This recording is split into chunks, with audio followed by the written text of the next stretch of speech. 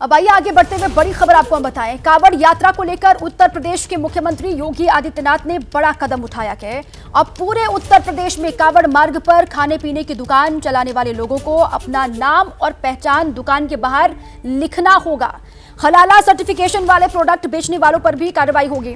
ये बड़ा फैसला है पूरे यूपी के लिए। सीएम योगी का ये आदेश, बड़ी खबर। होटल संचालकों को बोर्ड पर अपना नाम लिखना होगा और मालिक का नाम उसमें दर्शाना होगा, लिखना होगा। साथ ही ये भी जानकारी सामने आ रही है कि हलाला सर्टिफिकेशन वाले प्रोडक्ट बेचने वालों पर भी एक्शन लिया जाएगा, उन पर भी कार्रवाई होगी।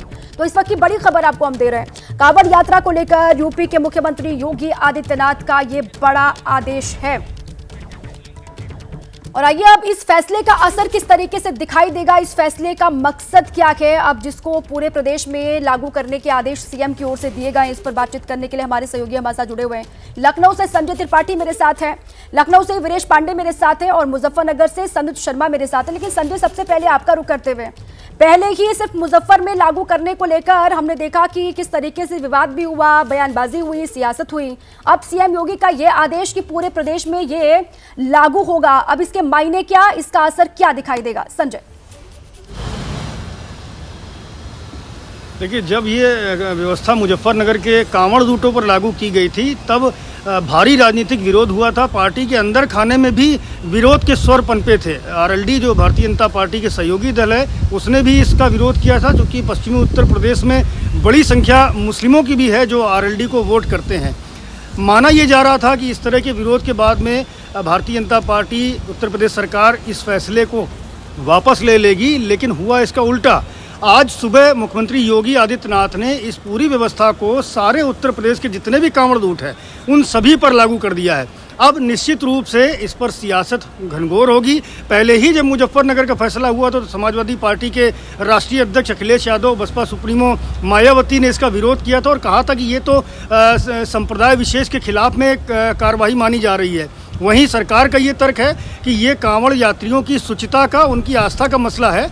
जो भी व्यक्ति कांवड़ रूट पर अपना सामान बेच रहे हैं, ठेली लगा रहे हैं, रेहड़ी लगा रहे हैं, पटरी लगा रहे हैं, दुकान खोले हैं, जो भी लोग हैं वो अपना नाम प्रदर्शित कर दें। दिक्कत क्या है इसमें? सरकार का ये तर्क है। सरकार कहती है कि जो कांवड़ यात्री हैं उन्हें जिसकी दुकान से समझ में आएगा फल खरीदेंगे, खाने पीने का सामान खरीदेंगे, पानी लेंगे या अन्य जो भी उनके इस्तेमाल की वस्तुएं हैं उसको लेंगे। लेकिन विपक्ष लगातार इसका विरोध कर रहा है, पार्टी के अंदर से भी कुछ लोग इसका विरोध कर रहे हैं। तो बहरहाल अब ये पूरा जो मसला है इस पर राजनीति होना लाजमी है। अभी कुछ ही देर बाद में राजनीतिज्ञों की प्रतिक्रिया आना शुरू हो जाएंगी, क्योंकि ये अब पूरे प्रदेश की व्यवस्था कर दी गई है और सरकार को घेरने की कोशिश विपक्षी दल निश्चित रूप से करेंगे। बिल्कुल ठीक है संजय, अब इस पूरे मामले को लेकर रिएक्शंस भी सामने आएंगे, जबरदस्त राजनीति होगी। अंकित मेरे सहयोगी मेरे साथ आपको नजर आ रहे हैं, उनके साथ में बीजेपी नेता मुख्तार अब्बास नकवी जी मौजूद है, जिन्होंने भी इस फैसले को लेकर अपनी आवाज बुलंद की थी, बात रखी थी। अंकित, बात कीजिए। जी बिल्कुल, नकवी जी हमारे साथ में है। सर, कल जब ये फैसला सामने आया तो आपने एक पोस्ट भी किया कि कुछ अति उत्साही अधिकारियों के आदेश पर, लेकिन अब जानकारी आ रही है ये प्रदेश स्तर पर ये आदेश जारी हुआ है कि इस तरीके से कांवड़ रूट पर लोगों की पहचान सामने आनी चाहिए, जो भी दुकानदार। एक चीज़ आप बताइए, एक स्टेट में किसी लोकल एडमिनिस्ट्रेशन के एक दिशा निर्देश के आधार पर जो कन्फ्यूज़न क्रिएट हुआ था उसमें उसको लेकर के हाहाकार मचा। राज्य की सरकार ने उस कन्फ्यूज़न को करेक्ट किया है और स्पष्ट किया है कि जो कांवड़ यात्री हैं उनकी श्रद्धा, उनकी आस्था और उनकी सुरक्षा की दृष्टि से ये दिशा निर्देश दिए गए हैं। जहाँ तक नाम का सवाल है, जो लोग इस पे हाहाकार मचा रहे हैं, ये कोई नाम, मैं तो अभी भी अनटचेबिलिटी के अभी भी खिलाफ हूँ, लेकिन ये तो नहीं कहा ना कि मुसलमान अपना नाम लिखेगा, हिंदू नहीं लिखेगा, सिख लिखेगा, ईसाई नहीं लिखेगा। अरे भाई, अगर जो कांवड़ यात्री हैं उनकी अपनी एक श्रद्धा है, उस समय जो है वो जब कांवड़ यात्रा लेकर चलते हैं तो वो पवित्रता और के साथ जो है वो उनका खान पीन भी होता है। तो इसलिए हमें लगता है कि इस पर किसी तरह का कम्युनल कन्फ्यूजन क्रिएट करने की कोशिश करना न तो मुल्क के हित में है, न किसी मजहब के हित में है और न मानवता के। लेकिन सर, जब आपने पोस्ट किया था तो आपने अति उत्साही अधिकारियों का जिक्र किया था, लेकिन अब वही आदेश कमोवेश पूरे राज्य सरकार की तरफ से देखा नहीं था। मैंने जो कन्फ्यूजन क्रिएट हुआ था एक सीमित से दिशा निर्देश के आधार पर, उसमें कंफ्यूजन क्रिएट हुआ था। अभी क्लियरिटी आ गई है। तो आप मानते हैं अब जो आदेश है कि दुकान के संचालकों को नाम देना, आदेश है वो कांवड़ यात्रियों की श्रद्धा, उनकी सुरक्षा और उनके सम्मान की सुरक्षा और संवर्धन को ध्यान में रखकर। सबके साथ ही में ये भी कहा गया है कि हलाल सर्टिफिकेशन वाले जो प्रोडक्ट हैं उनको बेचने पर भी रोक होगी।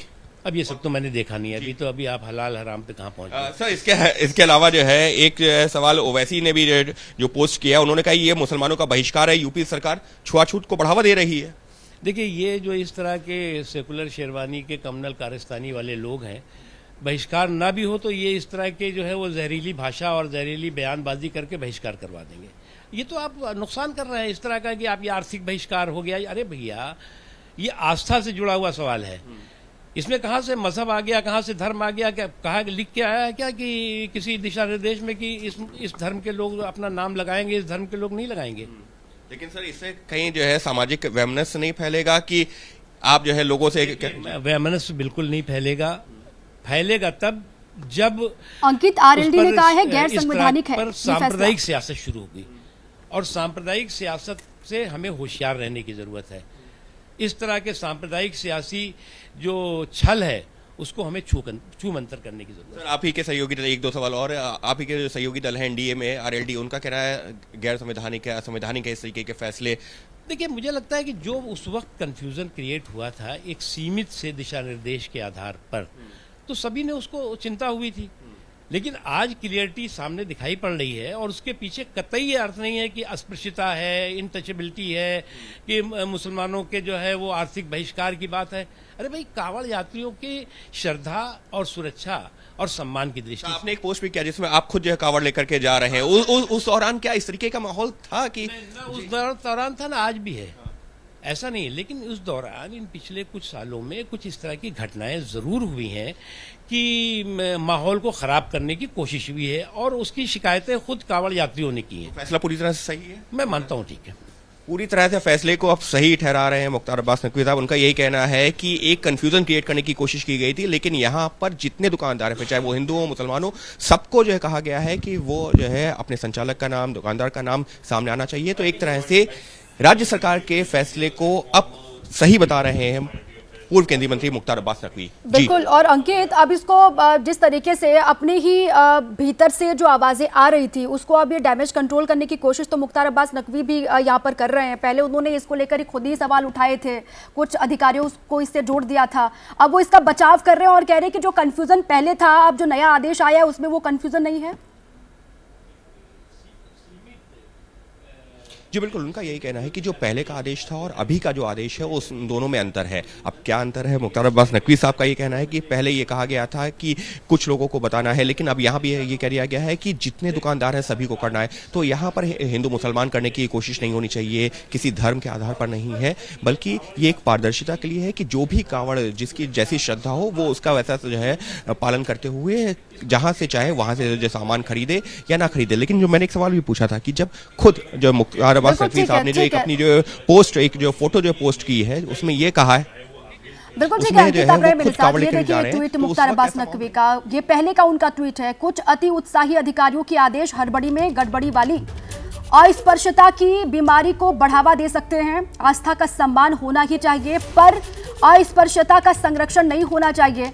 जन्म जात मत पूछिए, का जात अरुपात, रैदास पूत सब प्रभु के, कोई नहीं जात पूजात। ये उनका पहले का ट्वीट था, पहले जो पोस्ट किया था उन्होंने। लेकिन अब उनकी बात आपने सुनी, उन्होंने जो बात कही।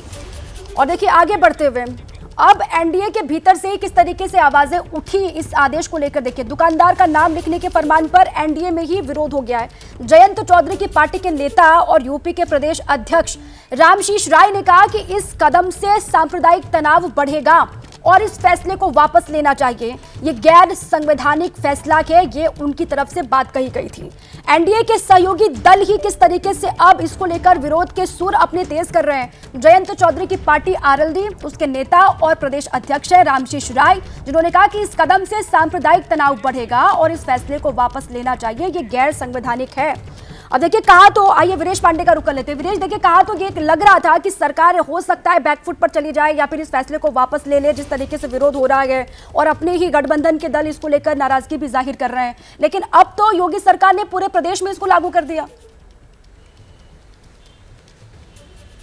देखिए, जब से 4 जून को रिजल्ट आया है, योगी सरकार का ये चौथा ऐसा फैसला है जिसको लेकर पार्टी के अंदर, पार्टी के अलग और साथ ही साथ गठबंधन में विरोध है। पहला फैसला जो था वो हूटर को लेकर था, लाल बत्ती को लेकर था, उस फैसले को वापस लेना पड़ा। फिर उसके बाद से ध्वस्तीकरण यानी बुलडोजर चलाने का था, उसको भी लखनऊ में स्थगित करना पड़ा।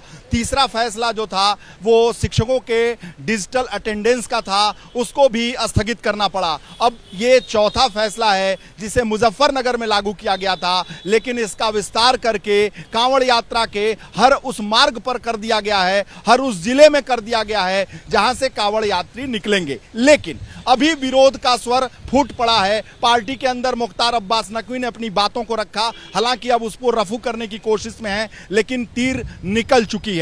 आरएलडी के चीफ जो यूपी के हैं, वो जयंत चौधरी से बाकायदा बात करने के बाद वो ट्वीट करते हैं और अब एबीपी न्यूज से बात करके उन्होंने अपनी बाइट और अपना इंटरव्यू भी दे दिया है, उसमें भी वो विरोध व्यक्त कर रहे हैं। दूसरी पार्टी के जो गठबंधन के नेता भी हैं वो भी सहमत नहीं है। और तीसरा जो महत्वपूर्ण है कि पार्टी के अंदर बहुत सारे ऐसे कैबिनेट मंत्रियों से मेरी बात हुई है जो सरकार के इस फैसले को लेकर असहमत प्रतीत होते हैं और उनको लगता है कि ये बिन बैठाए ऐसा क्या है कि लगातार इस तरह की चीजें आ रही हैं जिसको लेकर सरकार को बैकफुट पर जाना पड़ रहा है और विवाद खड़ा हो रहा है। न केवल विपक्षी पार्टी निशाने पर ले रही हैं, बल्कि पार्टी के अंदर और पार्टी का जो गठबंधन है वो भी विरोध में उतर जा रहा है। मुजफ्फरनगर के मामले को लेकर आरएलडी ने अपना विरोध प्रकट कर दिया है। ओम प्रकाश राजभर गाजीपुर में है, अभी संजय निषाद की तलाश चल रही है। तो ये लोगों की भी प्रतिक्रिया क्या आएगी? जाहिर सी बात है जो प्रतिक्रिया है वो पक्ष में तो नहीं आने वाली है,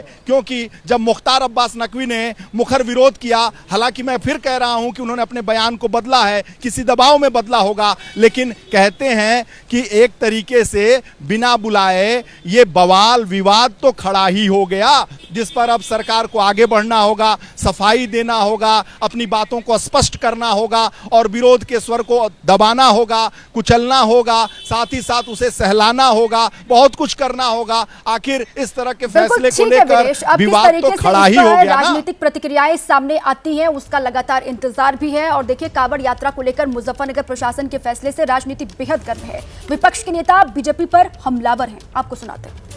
ऐसा दिख रहा है कि हिटलर की रूह उनमें समा चुकी है। ये क्रिस्टल नॉट मूवमेंट लग रहा है। भाई, आप होते कौन है ये करने वाले? क्या एक यात्रा का इतना उनको आप इंपॉर्टेंस देंगे और दूसरों की लाइवलीहुड को बर्बाद कर देंगे? आप क्या एक ही समुदाय के लिए कि उसके लिए काम करेंगे? कॉन्स्टिट्यूशन कहाँ गया फिर? कॉन्स्टिट्यूशन क्या कहाँ चलेगा? कचरे की बिन में चलेगा कॉन्स्टिट्यूशन? आप एक पर्टिकुलर कम्युनिटी वालों को टारगेट कर रहे हैं। आपको मालूम है कि अगर आप सबने अपने दुकानों पे नाम लिख दिए तो तमाम जितने भी लोग आते हैं उसमें 5% लोग ऐसे भी होते हैं जो बहुत कम्युनल होते हैं। ऐसा ना हो कि उन ठेले वालों की बेचारों की लिंचिंग हो जाए, उनका माल लूट जाए। पीछे मंशा है इकोनॉमिक बॉयकॉट ऑफ मुस्लिम्स को नॉर्मलाइज करना, कैसे आर्थिक बहिष्कार का सामान्यकरण करना है मुसलमानों का। तो इस मंशा को तो हम कामयाब किसी के लिए नहीं होने देंगे, वो हिंदू के लिए करे हो, मुसलमानों के लिए करे हो, किसी के लिए भी करें, हम नहीं होने देंगे। अगर कोई अल्ताफ या रशीद आम अमरूद बेच रहा है तो आम अमरूद ही रहेंगे, वो गोश्त नहीं बन जाएंगे। जो नॉनवेज बेचते हैं अपने ढाबों के नाम पर कम से कम अपना नाम स्पष्ट लिखें और हिंदू देवी देवताओं के नाम का प्रयोग ना करें। अखिलेश यादव जी ट्वीट कर रहे हैं, ओवैसी जी ट्वीट कर रहे हैं, उनको वे सब बातें तब याद नहीं आती जब बहुत सारे लोग, हमने देखा कई वीडियो जाहिर हुई हैं कि लोग थूक रहे हैं रोटी के ऊपर, तब ओवैसी जी को और अखिलेश यादव याद नहीं आती। आज अगर अपनी पहचान, हम कहीं भी जाते हैं अपनी पहचान तो होती है, तो सबके नाम की होती है। अगर नाम की पहचान हो रही है तो आपत्ति क्या है? तो देखिए, सरकार के मंत्री, विधायक और सरकार के लोग इस फैसले के पक्ष में हैं, इसका बचाव की मुद्रा में है और विपक्ष इसको लेकर सरकार को लगातार घेर भी रही है। आइए सीधे सनूज का रुख कर लेते हैं। मुजफ्फरनगर से वो बने हुए मेरे साथ सनूज, अब वहां पर इस आदेश का असर किस तरीके से दिख रहा है? वहां के जो संचालक हैं, जो व्यापारी हैं, वो किस तरीके से रिएक्ट कर रहे हैं? उनकी बात क्या है? हाँ, देखिए, इस फैसले का बड़ा असर देखने को मिल रहा है और जो कांवड़ मार्ग है, कांवड़ मार्ग पर तमाम जो दुकानें हैं, होटल हैं, ढाबा संचालक हैं, सबने कुछ इसी तरीके से बोर्ड लगा दिए हैं। एक एक बोर्ड आप देख लीजिए, ये उस आदेश का असर है, जिसके बाद ये देखिए तमाम जितने भी यहाँ होटल, ढाबे और खोमचे वाले हैं, सबने इसी तरीके से यहाँ पर बड़े बड़े अक्षरों में लिख दिया है, बड़े बड़े अक्षरों में इसी तरीके से बाकायदा प्रोपराइटरशिप के ने अपना नाम लिखा है, जो दुकान का नाम है उस दुकान के नाम को लिखा है। लेकिन इसका एक दूसरा असर ये देखने को मिल रहा है कि जिस तरीके से पहले जो दुकानदारी थी, कुछ लोग आ रहे हैं, बोर्ड देख के वापिस जा रहे हैं, और इसकी वजह से जो दुकानदार हैं उनके सामने कहीं ना कहीं उनके हाथ मायूसी लग रही है। सर, आपसे जानना चाह रहा हूँ, ये बोर्ड आपने लगाया, कब लगाया आपने? कब लगाया? ये बता के उनकी है जी। हाँ, कब लगाया था आपने बोर्ड?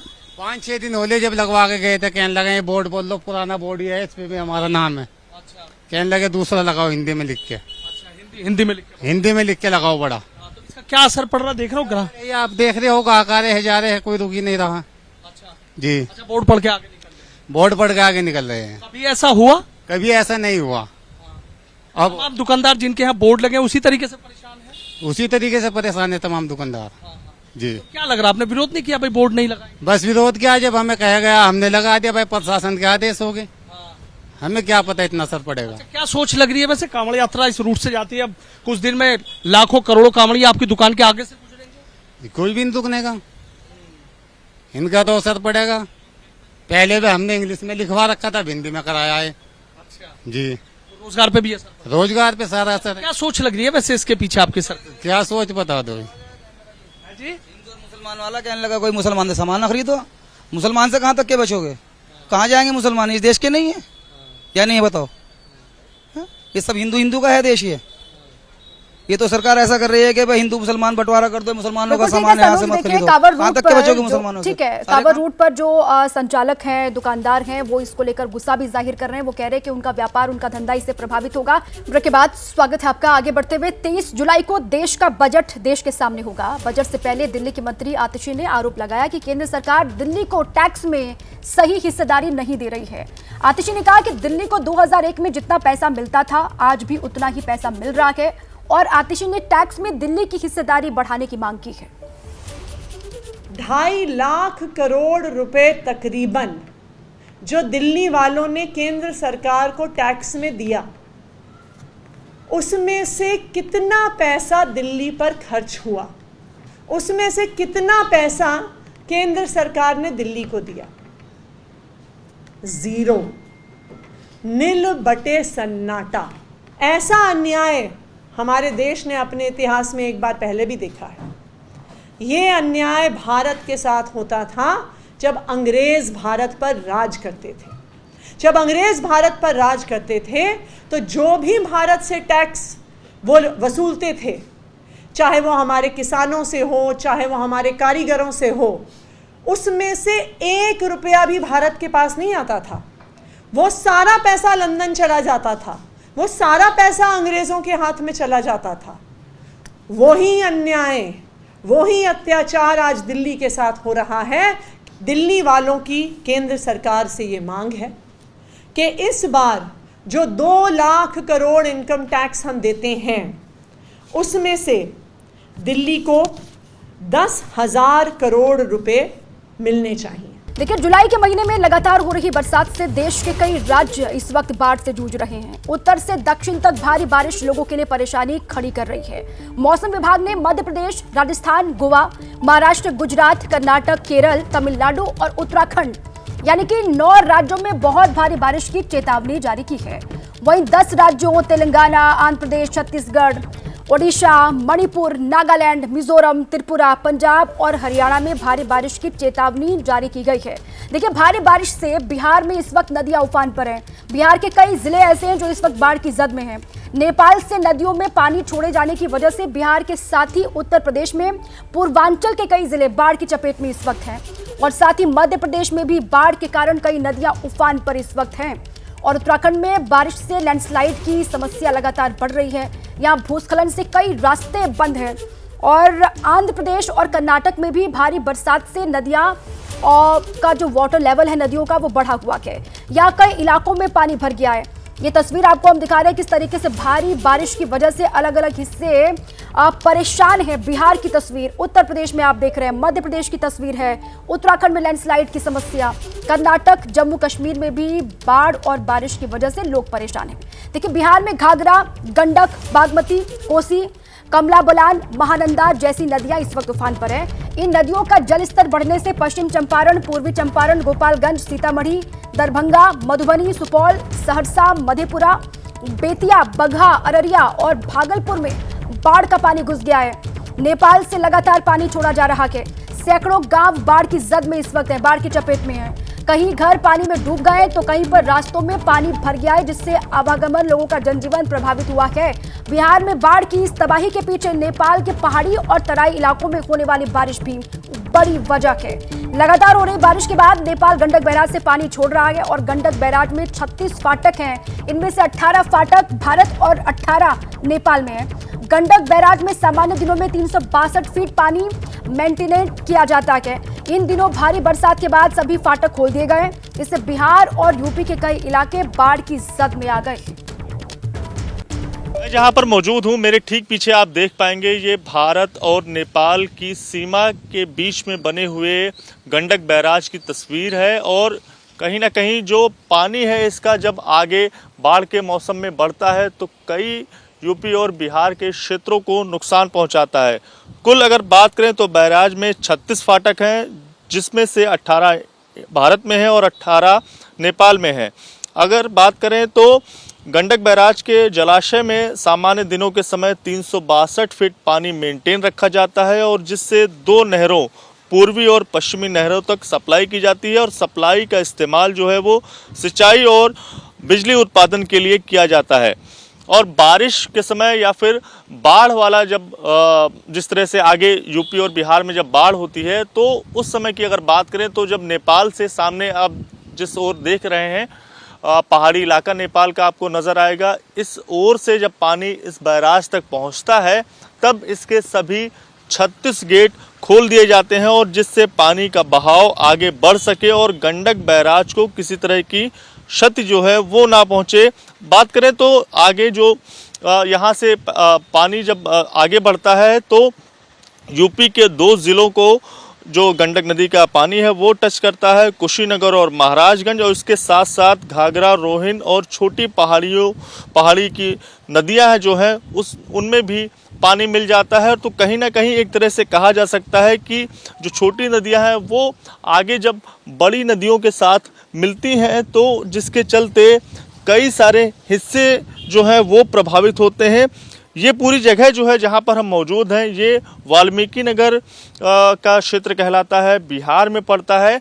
लेकिन ये तस्वीर आपको देखकर समझ में आ रही होगी किस तरह से जो पानी का बहाव है वो फिलहाल नेपाल से भारत की ओर आगे बढ़ रहा है। और अभी के मौसम में जिस तरह से यूपी समेत बिहार के भी तमाम ज़िलों में बाढ़ वाली स्थितियां बनी हुई है तो उसके पीछे के कई ज़िलों में बाढ़ वाली स्थितियों के बनने का कारण जो ये गंडक बैराज से नेपाल की ओर से भारत में पानी प्रवेश करता है तो एक कारण ये भी है। देखिए, नेपाल में बैराज से पानी छोड़े जाने के बाद गंडक खतरे के निशान को पार कर गई है। बैराज के पानी से गंडक और उसकी सहायक नदियों का पानी बाढ़ की शक्ल में तबाही मचा रहा है। गंडक में पानी बढ़ने से सैकड़ों गांव बाढ़ की चपेट में हैं। घरों में पानी घुस गया, लोगों के फसल बर्बाद हो गई है और बैराज के आसपास के कई गाँवों में हर साल हालात ऐसे ही बने रहते हैं। ग्रामीणों की शिकायत है कि प्रशासन की ओर से उन्हें मदद नहीं मिल रही है। बैराज के बगल के गांव थाड़ी में हमारी मौजूदगी है और जब नेपाल की ओर से पानी छोड़ा जाता है, भारत में जब पानी प्रवेश करता है तो वाल्मीकि नगर बैराज पर जो गंडक नदी है उसका जब वो उफान मारती है तो उसके बाद जिस गांव में हमारी मौजूदगी है यहाँ पर भी काफ़ी ज़्यादा परेशानियां लोगों की बढ़ जाती हैं। लोगों से हम बात करेंगे और इनसे जानेंगे किस तरह की दिक्कतें, किस तरह की परेशानियों का सामना इनको करना पड़ता है। क्या नाम है भैया आपका? कन्हैया मुखिया। बाढ़ जब यहाँ पर आती है कितनी दिक्कत होती है, क्या क्या परेशानी? बहुत परेशानी होता है सर। किस तरह की दिक्कत होती है? अब पानी अब रहता है 4-5 दिन तो सर अब हम लोग क्या कर सकते हैं। अब दूसरे के घर में मकान जिसका है उसका घर में रहते हैं हम लोग, वो लोग भी सोचते हैं अब उसके बाद में कहते हैं लोग कब आप लोग हटेंगे, तो वो परेशानी है ना सर। अब क्या कर सकते हैं हम लोग। सरकार की तरफ से कुछ मदद मिलती है? कुछ भी नहीं मिलता है सर, कुछ भी नहीं मिलता है। राशन कुछ नहीं मिलता? और राशन तो मिलता है, वो तो सरकारी जो राशन मिलता है पहले से वो तो मिलता है। देखने आता है उस समय जब बाढ़ आई थी? बाढ़ आता है, देखकर चला जाते हैं, सब चीज बोलकर चला जाते हैं, ये करेंगे वो करेंगे, कुछ भी नहीं होता है सर। क्या नाम है भैया आपका? नहीं अंसारी। अंसारी साहब, किस तरह की दिक्कतें होती हैं, क्या क्या परेशानी होती है जब बाढ़ आती है? घर और में पानी घुस जाता है, दिक्कत होता है रहने होने का। और धान लगाए हैं, सब दह गया, सब खत्म हो गया, उसमें है नहीं, कर्जा पैसा लेकर लगाए हैं, एक भी नहीं है उसमें, सब खत्म हो गया जी। सरकार तरफ से कुछ मदद मिलती है? मिला है नहीं। क्या नाम है आपका? सबनम खातून। किस तरह की दिक्कत आपको होती है, क्या क्या परेशानी आती है जब बाढ़ का पानी गांव में आता है? बाढ़ के पानी पूरा घर में ले ढुक जाला सर। मचान उचान टांग कोई पर लइकन के राखी नहीं जा, रहे नहीं जा, राशन पता ही कुछ ना हमने के मिलेला अभी। क्या नाम है आपका? प्रतिमा देवी। किस तरह की दिक्कत होती है, क्या क्या परेशानी होती है जब बाढ़ का पानी यहाँ पर? बहुत दिक्कत होता है, ये तो दिक्कत होता है, स्कूल तो पानी से पूरा डूब जाता है, बच्चा लोग के पढ़ने भी नहीं मिलता है। ये बताइए, हम लोग किसान आदमी हैं, खेत लगाए हैं हम लोग अटैया बटैया लेकर, गरीब आदमी हैं, कर्जी काट के खेत लगाए हैं और उसमें से फसल पूरा बाढ़ से दहा गया, पूरा नष्ट हो गया, तो हम लोग बाल बच्चा के पोसेंगे कौन, खिलाएंगे क्या, कहाँ से मानेंगे? सरकार से यही अथी है, अपील है जो हम लोग के मतलब कुछ व्यवस्था किया जाए, हम लोग के राशन पानी भी नहीं मिलता है, हम लोग के वो भी मिला जाए। बिहार के बाद अब यूपी का हाल आपको बताते हैं। उत्तर प्रदेश के 15 से ज्यादा जिलों में बाढ़ के हालात इस वक्त बने हुए हैं। बाढ़ का सबसे ज्यादा असर गोरखपुर में है। गोरखपुर में राप्ती नदी खतरे के निशान के ऊपर बह रही है। गोरखपुर में 50 से ज्यादा गांव इस वक्त कहा जा रहा है कि बाढ़ में डूबे हुए हैं। यहाँ एनडीआरएफ, एसडीआरएफ और पीएसी की टीम को राहत और बचाव के काम में लगाया गया है। वाराणसी में भी गंगा का जलस्तर बढ़ा है। बाढ़ की चपेट में यूपी के 15 जिले इस वक्त हैं और गोरखपुर में राप्ती खतरे के निशान के पार बह रही है। इसके अलावा वाराणसी से भी खबर यह है कि गंगा का जलस्तर वहां पर भी बढ़ा के दो तस्वीर आपको हम दिखा रहे हैं। एक गोरखपुर की तस्वीर है, कई गांव डूबे हुए हैं, राप्ती खतरे के निशान से ऊपर बह रही है, और दूसरी वाराणसी की तस्वीर आपको हम दिखा रहे हैं, गंगा का जल स्तर यहां पर भी बढ़ा है। तो अलग अलग हिस्से इस वक्त कहा यह जा रहा है कि 15 जिले हैं उत्तर प्रदेश के जो बाढ़ के पानी से प्रभावित हैं, बाढ़ के पानी में डूबे हुए हैं अलग अलग जिलों के गांव। ये दो तस्वीर गोरखपुर में राप्ती नदी में किस तरीके से लोग नाव से आवागमन कर रहे हैं, सफर कर रहे हैं, नाव चल रहे हैं, वो तस्वीर आपको हम दिखा रहे हैं। और दूसरी है वाराणसी की, जहां पर कई घाट जलमग्न हैं, कई घाट डूबे हुए हैं क्योंकि गंगा का जलस्तर लगातार बढ़ रहा है। देखिए, यूपी के लखीमपुर के 5 तहसील बाढ़ का कहर इस वक्त झेल रहे हैं। पहाड़ों पर लगातार हो रही बरसात की वजह से यहां नदियां उफान पर हैं। लखीमपुर के दुधवा नेशनल पार्क में भी बाढ़ का पानी भर गया है और मोहना साथ में सुहेली नदी का जलस्तर बढ़ने से दुधवा नेशनल पार्क में पानी भर गया। जंगल में पानी भर जाने के बाद जंगली जानवर ऊंची जगहों का रुख कर रहे हैं और इससे आसपास के गांवों में रहने वाले लोगों को जंगली जानवरों का खतरा सता रहा है, डर सता रहा है। तो लखीमपुर खीरी यूपी में बाढ़ का संकट, ऊपर से जंगली जानवर जो ऊपरी जगहों पर अब रुक कर रहे हैं, उससे भी लोग यहां पर चिंतित हैं, डर में हैं।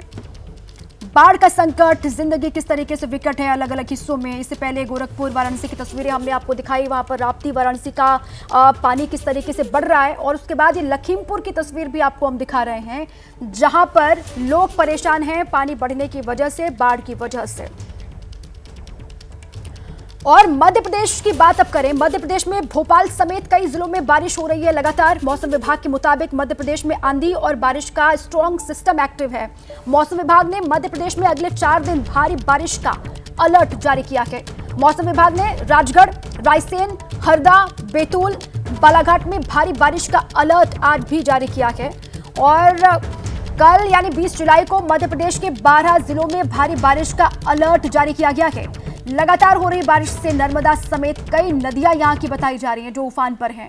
गुरुवार को भारी बरसात के बाद भोपाल में सड़कें तालाब में किस तरीके से तब्दील हो गई, वो भी तस्वीर आपको हम दिखा रहे हैं। लगातार बारिश भोपाल में भी हो रही है। उसके बाद ये देखिए आप, ये शहर के बीचों बीच सड़कों की हालत है जहां पर पानी भर गया और लोगों के वाहन इस पानी से कैसे गुजर रहे हैं, लोग किस तरीके से सफ़र कर रहे हैं, कितनी मुश्किलों में लोग हैं, उसका भी अंदाज़ा आप लगा सकते हैं। कहा जा रहा है कि भारी बारिश होगी मध्य प्रदेश के अलग अलग हिस्सों में। आज भी बारिश का अलर्ट है और कल भी कहा जा रहा है कि अलग अलग हिस्से मध्य प्रदेश के जहां पर भारी बारिश हो सकती है। कई इलाके ऐसे जहां पर आंधी आने की भी संभावना है। ये मौसम विभाग की ओर से चेतावनी जारी की गई है। तो बिहार हो, उत्तर प्रदेश हो या फिर मध्य प्रदेश हो, हर हिस्से बारिश और बाढ़ की वजह से किस तरीके से त्राहिमाम और लोग किस तरीके से परेशान, ये तस्वीर आपको भोपाल की हमने दिखाई। देखिए, भारी बारिश से मध्य प्रदेश के सिवनी में नेवारी नदी का पानी अचानक से बढ़ गया और अचानक पानी बढ़ने से अवैध रेत खनन में शामिल एक ट्रैक्टर नदी की बीच धारा में फंस गया और कुछ मजदूर भी नदी के दूसरे सिरे पर फंस गए। ग्रामीणों में नदी में फंसे ट्रैक्टर और मजदूरों को निकालने की ग्रामीणों ने खुद कोशिश की, लेकिन नदी का बहाव इतना तेज था कि इनको कामयाबी नहीं मिली। आखिरकार जब नदी का पानी कम हुआ तब जाकर इन लोगों को निकाला जा सका। और देखिए, आंध्र प्रदेश के अश्वरावपेट मंडल के नारायणपुरम गांव में पेद्दावगु नदी की बाढ़ में फंसे 51 लोगों को बचाने के लिए नौसेना, एनडीआरएफ और स्थानीय प्रशासन ने रेस्क्यू ऑपरेशन चलाया। उफनती नदी के पानी में फंसे हुए लोगों को बचाने के लिए नौसेना ने अपने हेलीकॉप्टर उतारे और बाढ़ में फंसे लोगों को बचाने के लिए P-81, डॉनियर, सी किंग और ALH हेलीकॉप्टर को रेस्क्यू ऑपरेशन में वहां पर लगाया गया। खराब मौसम के बाद भी नौसेना के जवानों के हेलीकॉप्टर की मदद से 28 लोगों को तत्काल वहां से निकाला गया। जिला आपदा राहत दल ने 15 लोगों को वहां पर बाहर निकाला, उनका रेस्क्यू किया, ये कहा जा रहा है। दो तस्वीर, 51 लोग बाढ़ में फंसे, वहां पर हेलीकॉप्टर की मदद से रेस्क्यू लगातार वहां पर किया गया। कहा यह जा रहा है कि जिला आपदा राहत दल ने 15 लोगों को बाहर निकाला, उनका रेस्क्यू किया और साथ ही हेलीकॉप्टर से भी लोगों को निकालने का काम वहां पर लगातार किया जा रहा है। 51 लोग वहां पर किस तरीके से फंसे आप देख रहे हैं। अचानक से पानी बढ़ा नदी में और जो लोग वहां पर गए हुए थे 51, वो वहीं पर फंसे रहे। उसके बाद स्थानीय प्रशासन वहां पर, एनडीआरएफ वहां पर, सेना के हेलीकॉप्टर की मदद ली गई, जिसके बाद सभी को निकाला गया। और देखिए, अलग अलग हिस्सों की तस्वीर आपको हम लगातार दिखा रहे हैं। बिहार, उत्तर प्रदेश और साथ ही मध्य प्रदेश, आंध्र की तस्वीर भी हमने आपको दिखाई। और आंध्र के एलुरु में एक स्कूल बस तेज रफ्तार पानी की धार में फंस गई। बस में 6 स्कूली बच्चे सवार थे। ये वाकया बटाईगुडेम मंडल में हुआ और यहाँ भारी बारिश के बाद सड़क पर पानी भर गया था। तस्वीर आप देख रहे हैं, बच्चों को लेकर स्कूल की बस रास्ते से गुजर रही थी और तेज रफ्तार पानी के बीच बस बंद हो गई। बस को पानी में फंसा हुआ देख स्थानीय लोग एक्टिव हुए। लॉरी की मदद से बस को पानी से बाहर निकाला गया। ये आंध्र प्रदेश के एलुरु की तस्वीर आपको हम दिखा रहे हैं। स्कूली बस है ये, जो पानी में फंस गई और स्थानीय लोगों ने वहां पर अपने स्तर पर इस बस को बाहर निकाला। और आंध्र के ही धवलेश्वरम बैराज से पानी छोड़े जाने के बाद गोदावरी नदी का वाटर लेवल बढ़ गया। धवलेश्वरम बैराज से करीब 1,40,000 क्यूसेक पानी छोड़ा गया। इससे पी गन्नावरम मंडल में तटबंध टूट गए और कहा जा रहा है कि इससे आसपास के इलाकों में पानी भर गया। यहाँ लोग अब नाव से एक जगह से दूसरी जगह जा रहे हैं। ये धवलेश्वरम बैराज से पानी छोड़ा गया, जिसके बाद गोदावरी नदी का वाटर लेवल बढ़ा है और पानी किस तरीके से सड़कों पर लोगों के घुटने तक पहुंच रहा है वो आप देख रहे हैं। अब यहाँ लोग बताए जा रहे हैं कि नाव से एक जगह से दूसरी जगह पर पहुंच पा रहे हैं। नाव का ही सहारा है क्योंकि पानी यहाँ पर लबालब भरा हुआ है। देखिए, मौसम विभाग ने गुजरात में भी 22 जुलाई तक भारी बारिश की चेतावनी जारी की है। मौसम विभाग ने पंचमहल, सूरत, नवसारी, वलसाड़, राजकोट, पोरबंदर, जूनागढ़ और देवभूमि द्वारका में भारी बारिश की चेतावनी जारी की है। दक्षिण गुजरात और सौराष्ट्र के कुछ जिलों में बारिश का रेड और येलो अलर्ट घोषित किया गया है। पोरबंदर में पिछले 24 घंटे में भारी बारिश हुई है और भारी बारिश की वजह से पोरबंदर में कई जगहों पर ट्रैक बह गया।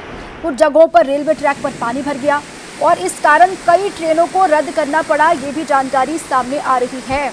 कई ट्रेनों का संचालन प्रभावित भी हुआ है।